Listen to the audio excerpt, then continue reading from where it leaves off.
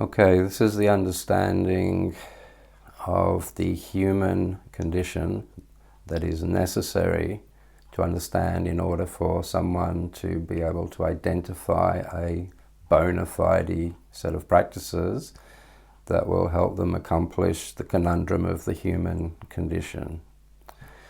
So this is it as put to me by my teacher, who was put to him by his teacher, who was put to him by his teacher, and before her teacher, etc. So what we need to know is all living things are of and indeed share the same universal mind. Outside of that, nothing else exists. It has no beginning and no end. It has no form and cannot be seen or touched or located, and yet it is there in you and all other conscious things. It cannot be said to exist or not exist because existence and non-existence are just concepts and have nothing to do with reality. They are just forms. It does not age or die. It is outside of and beyond thought, beyond concept and categorization, beyond limitation and beyond measure. You watch it and are in it all day long, but do not see it due to attachment to form and thought. People wrongly scramble to give it form by superimposing labels and then reasoning about the labels. However, this is a futile practice that leads only to delusion. This one mind is all that there is before you, but people are attached to form and label and therefore search for absolute truth externally, not realizing that what they are seeking is what is doing the seeking in the first place.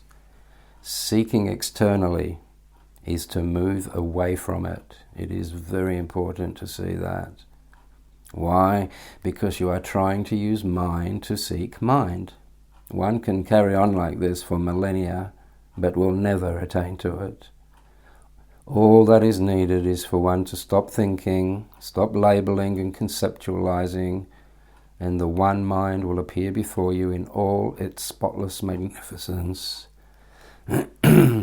Why? Because the mind that is in you is in all living things. Therefore, all that you see before you is the one universal living mind.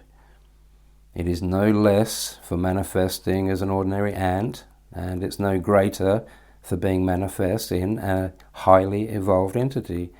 Seeing this allows one to let go of tiresome grasping and will cut you free from countless tethers, bars, and delusions.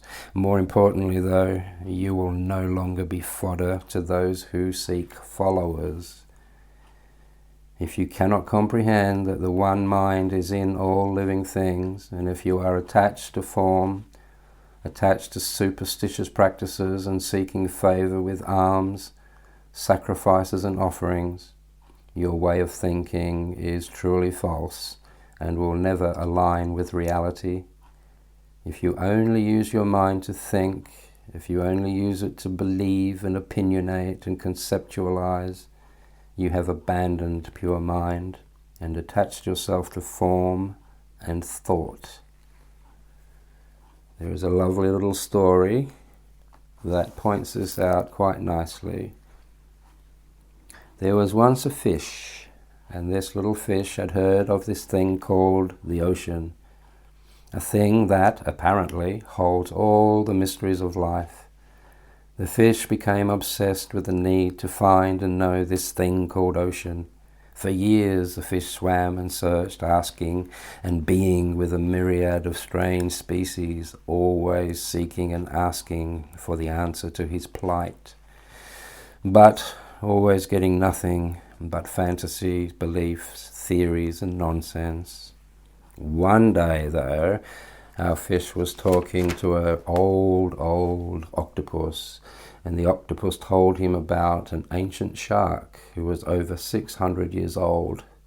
If anyone would know, it would be him, said the octopus. With new hope and excitement, the fish set out to find the shark. After much time, our fish found the shark and respectfully posed the question, "Great, wise shark, the majority of my life has been spent in search of this omnipresent mystery called ocean. I have searched and swam through and over every nook and cranny and spoken to a plethora of strange creatures, but all to no avail.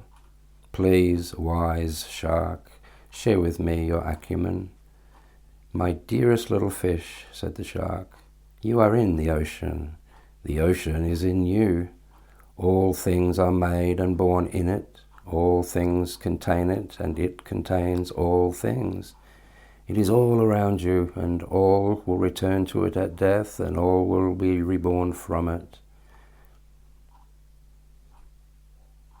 It has been with you always, but you have been seeking and conceptualized form and thereby missing the essence.